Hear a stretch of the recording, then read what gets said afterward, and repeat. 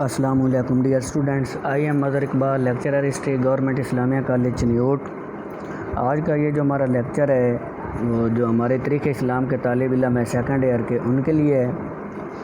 تو آج کا ہمارا جو سوال ہے وہ یہ ہے کہ عباسی طریق کی کامیابی کی وجوہات کیا تھی۔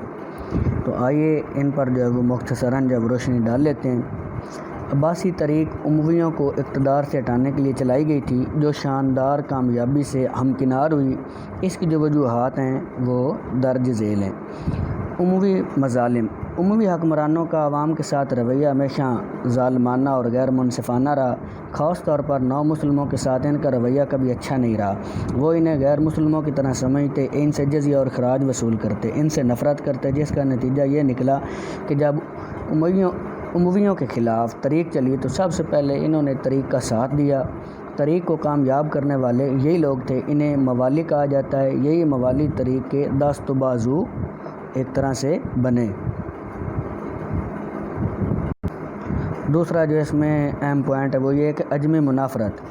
اموی عہد عربوں کی حکمرانی کا عہد تھا۔ تمام کلیدی عہدے عربوں کے پاس ہوتے تھے، جس سے اجمیوں کے دل میں حسد اور رقابت کی آگ سلگنے لگی۔ وہ امویوں کو نفرت کی نظر سے دیکھتے۔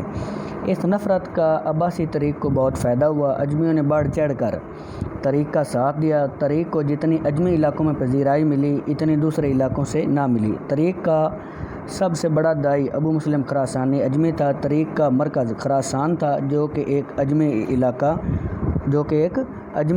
تھا۔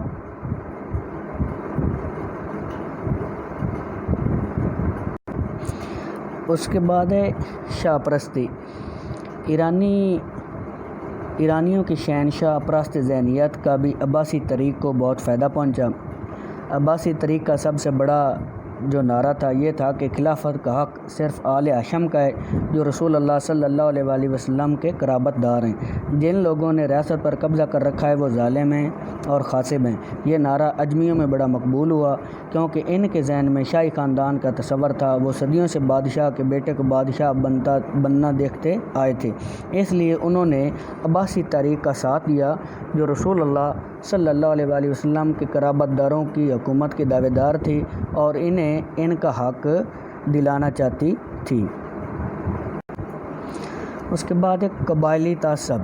جس طرح سے امویوں اور ہاشمیوں کے درمیان خاندانی رقابت تھی، اسی طرح مصری اور یمنی قبائل میں بھی پرانی عداوت تھی۔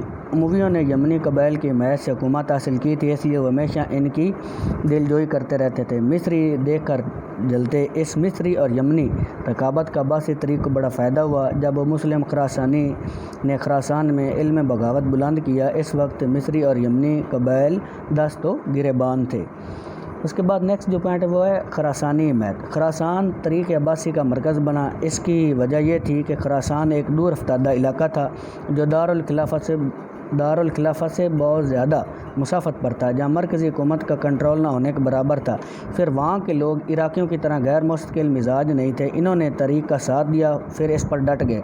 یہ ایک حقیقت ہے کہ خراسانی طریق کا ساتھ نہ دیتے تو طریق کبھی کامیابی سے ہمکنار نہ ہوتی۔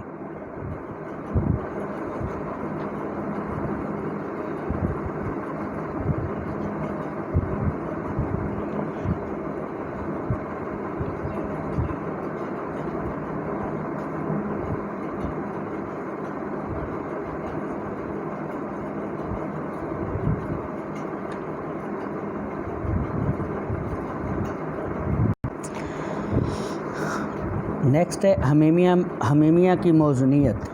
حمیمیہ فلسطین کے ایک دور افتادہ گاؤں کا نام ہے، جہاں طریق عباسیہ کا آغاز ہوا۔ یہیں سے داعی پورے ملک میں پھیلے۔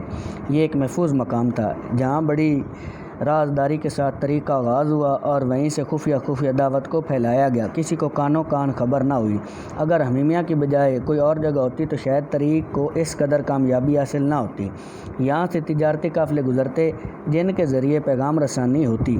شہر کے لوگ قافلے میں شامل ہوتے، جو طریق کا پیغام لے کر جاتے اور اپنے اپنے شہروں میں اسے پھیلاتے۔ یوں حمیمیہ بھی طریق کی کامیابی کا ایک وسیلہ بنی، اور یوں اس طرح جو عباسی تھے وہ امید کی جو حکومت تھی اس کو ختم کرنے میں جو ہے وہ کامیاب ہوئے۔